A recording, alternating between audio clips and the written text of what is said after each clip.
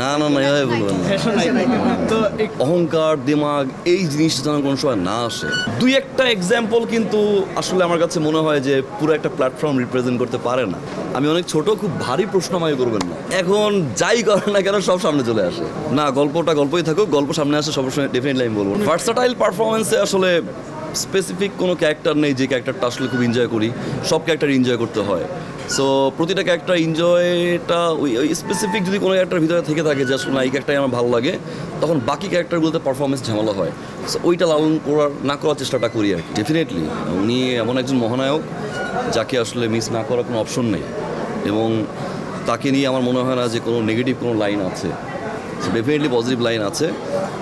তার কাজ, একটা মানুষের কাজ যে বাঁচিয়ে রাখতে পারে, সেটা উনি সবচেয়ে বড় এক্সাম্পল আই থিঙ্ক। এখন আপনি হলেন গিয়ে আমাদের বর্তমান ইন্ডাস্ট্রিতে না না না, এভাবে বলবেন না ফ্যাশন আইকন, তো একটু জানতেই যাবো প্লিজ, এভাবে বলবেন না। আপনারা শুধু আমার জন্য দোয়া করবেন যাতে ইউনো অহংকার দিমাগ এই জিনিসটা যেন কোনো সময় না আসে। এটা হচ্ছে একটা আর্টিস্টে ভেঙে দেয় স্লোলি। অহংকার দিমাগ হিংসা যে কখন মানুষের ভিতরে আসে ভর করে, সেটা আসলে সেই পার্সনটা বুঝে না, আশেপাশের মানুষগুলো বুঝে। এই যে প্রসেসটা এখন হচ্ছে, আপনি যেটা বললেন, যদি এটা হয় ডেফিনেটলি এটা দুঃখজনক আমার কাছে। আপনার মানে আমি প্রশ্ন করতে চাই আপনার কাছে যে আপনার কাছে কি মনে হয় কতটুকু অথেন্টিক এবং কতটুকু আসলে আপনি রিয়েল রিসার্চ করেছেন? আপনি কিছু মনে না করলে মেজাজের ট্রেলারটা দেখেছেন? আপনার কাছে মনে হইতে পারে কতগুলো আর্টিস্ট এখানে এখন না বর্তমান সিচুয়েশন সব কিছু মিলিয়ে আমরা কিন্তু একটু অস্থির একটা সময় পার করছি না? এই সময়টার ভিতরে আমি মনে করি যে বিনোদন জগতে বা আমাদের এই, আমি বাকিটা বলতে পারবো না যেহেতু আমি যেই ফিল্ডে কাজ করছি আমি সেই ফিল্ডেই কথা বলতে পারবো। সেই জায়গা থেকে সবাই মিলে খুব হার্ড ওয়ার্ক করছে জায়গাটা আরও সুন্দর করার জন্য। তো সেই জায়গার দিক থেকে আমি এগুলো ফেস করি না, প্রথম কথা। অ্যান্ড সেকেন্ডলি হচ্ছে যদি এরকম কিছু হয়ে থাকে, দুই একটা এক্সাম্পল কিন্তু আসলে আমার কাছে মনে হয় যে পুরো একটা প্ল্যাটফর্ম রিপ্রেজেন্ট করতে পারে না। আপনার যেই আর্টিস্টের কথা বলছেন, আপনি খবর নিয়ে দেখেন ভাইয়া, সবার রেমুনারেশন কিন্তু ভালো। ভাইয়া বাবা মা ছাড়া তো একটা গল্প টেলই করতে পারি না আমরা। একটা গল্প যে টেল করবো, একটা যে প্রেজেন্ট করবো, এটা তো শর্ট ফিল্ম না ভাইয়া। আপনি 40 মিনিটস 50 মিনিটস, এখন কন্টেন্টের ডিউরেশন বেড়ে যাচ্ছে ভাইয়া। আপনি 70 মিনিটস একটা কন্টেন্ট আপনি বাবা মা ছাড়া প্রেজেন্ট করবেন কীভাবে? আমি কি ভাইয়া বুঝতে পেরেছি?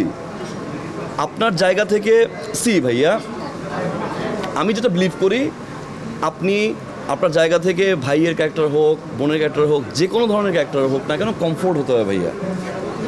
আপনি যদি সেটে এসে প্যারা দেন, আপনাকে দিয়ে যদি একটা ডিরেক্টর যে কোনো একটা ক্যারেক্টার প্লে করার জন্য কমফোর্ট ফিল না করে, ভাইয়া সে তার জায়গা থেকে সেকেন্ড টাইমে তাকে নিয়ে কাজ করবে? এখন এই মোমেন্টে যদি কাজটা না করে আপনি যদি বলেন আমাকে নেওয়া হচ্ছে না, এই ব্লেমটা কি আসলেই অ্যাকুইজিশনটা আসলেই আপনার কাছে মনে হয় রাইট? ডেফিনেটলি এখন আমাদের জায়গাটা আরও বড় হচ্ছে, সামনে আরও বড় হবে ইনশাল্লাহ। সেই জায়গাটাতে আমরা কাজ করছি সবাই মিলে। যদি এরকম কোনো সিচুয়েশন হয়, সেটা যদি রেগুলার হয়, সবার সেটে হয়, তখন সেটা নিয়ে আমরা কথা বলতে পারি। দুই একটা এক্সাম্পল দিয়ে আমরা কী করবো বলেন?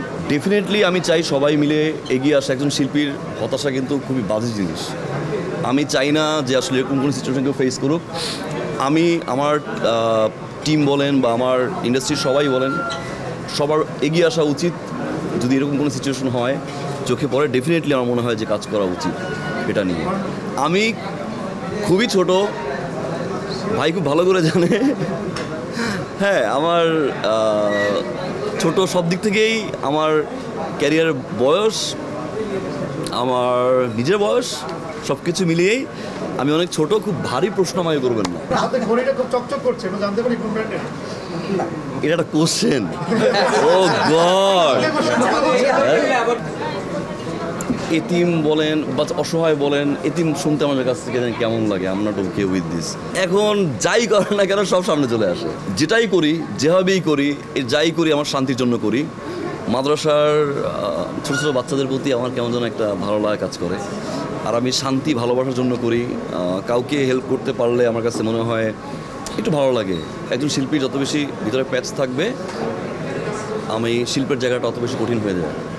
সহজ হওয়া উচিত, সরল হওয়া উচিত, সিম্পল হওয়া উচিত। আর প্রতিটা মানুষের একটা পার্সোনাল লাইফ আছে ভাই। আমি একজন শিল্পী, এই জন্য আমাকে এরকম কাট হতে হবে, আমি একজন শিল্পী এই জন্য আমার এরকম হয়ে থাকতে হবে না, অ্যাট দ্য সেম টাইম আপনি যা তাই হতে হবে।